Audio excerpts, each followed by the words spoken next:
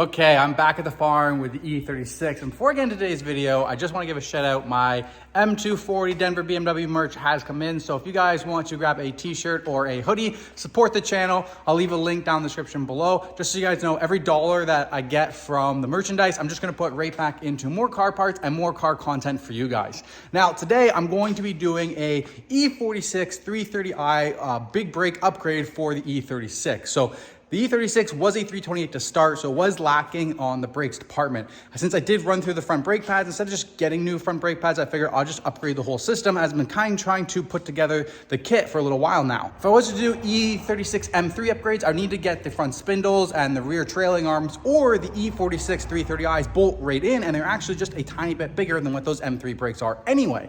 So I've got everything I need for the parts upgrade. I've got 330i front brake calipers. I've got 325i rear brake calipers. I got the front brake rotors, rear brake rotors, and I've got Hawk Plus performance pads. We're also going to be doing a little bit of blue paint on the calipers, and I got some really good brake fluid to go in. When I was sourcing out the parts, I tried to get the EBC vented brake rotors for the front and rear. Unfortunately, due to a shortage, I actually paid a premium to get these ones on Amazon so they come in on time, and then I just ordered factory rear pads, not slotted or anything like that, just because of time constraints. So if I had to wait a little bit longer, I would have got EBC's front and back, but oh well, it won't be a big deal.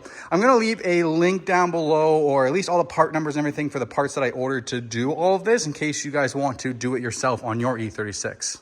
So I'm going to go through the E36 brake upgrade and let you guys know how it goes and what you need to watch out for if you're looking to do this on your car. So if you're coming here from the search results, the first part of the video is going to be that for the big brake upgrade. If you guys are coming and want to see the rest of it, I also got the aluminum mishimoto rad to do, and then I also got the solid transmission mount. So we're going to be installing those today as well. So I'm going to tackle all of the brakes first, and then I'll get into the radiator and the transmission mounts.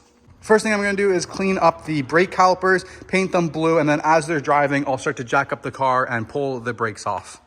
Another item that I got too is the M3 brake master cylinder. So apparently with the 328 master cylinder and you go to the larger brakes, the pedal will go down a bit farther. So we're going to switch over to the M3 brake master cylinder so that it gives it a more consistent pedal feel and the pedal doesn't have to go as far and work as hard.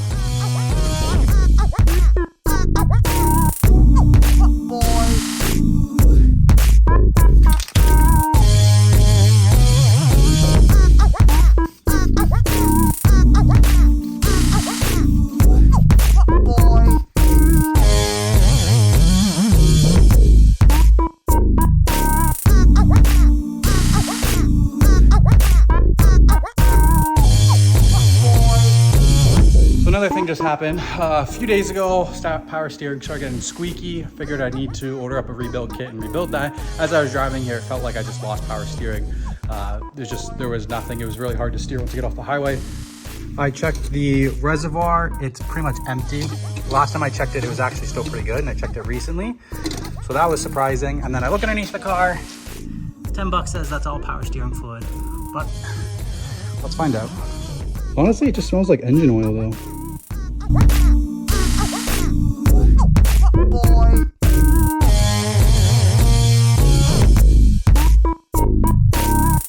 Okay, I got the calipers all cleaned up, painted blue.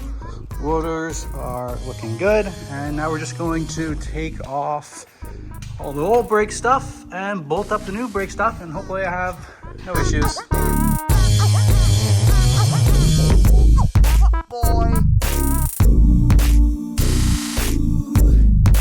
This is the amount of brake pad that was left.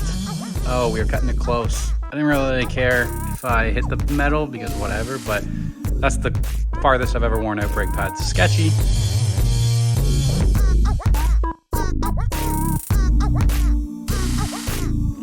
Okay, so I just want to show you guys the difference of the front brake upgrade. This was the 328 caliper or rotor that I had on. This is the 330. And you can just see how much bigger and thicker it is.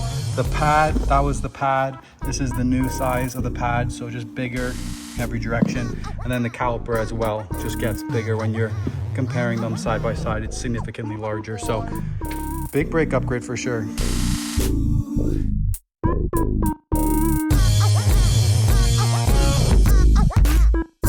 Okay, finished the first one. Yeah, just bolt ups, no problems at all. Dust shield is fine. Calipers are in there. Everything was nice and easy. Didn't have any issues. Get a visual look on the 330i brakes. Coming back to the 328, you can see the dust shield here. It's so much smaller. And then coming around to this side, big brakes. I am super excited for this.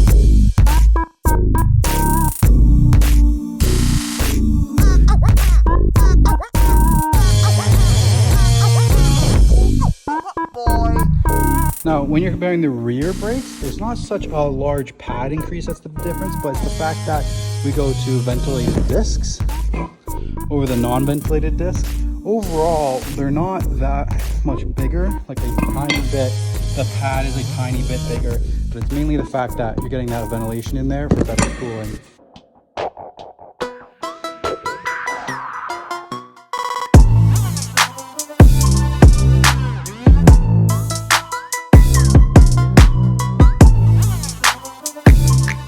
All right, brakes are finally done. Let's take a look. Front one's looking beefy. Back ones came out pretty good. Wish I had the slotted rotors for it, but oh well. I actually didn't have to replace the backing plate, so they weren't as big as I thought they were. So that was nice and convenient. Didn't have to chop it apart or anything. Looking good on this side. Now we're just gonna move on to replacing the M master cylinder to the M3 master cylinder.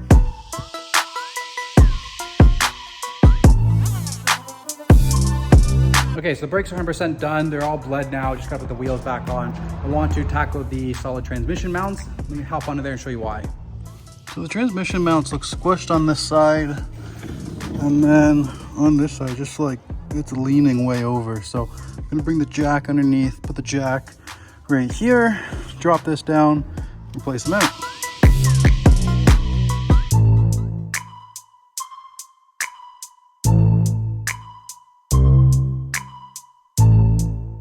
Okay, my phone died, but I finished up the transmission mounts, have the old ones out. Old ones are sitting right there. Opened up the new Mishimoto rad, got the expansion tank there, the old rad. I wasn't able to catch all the coolant, made an absolute mess. And let's put the Schramm valve, time to move the fan over and put it all back together.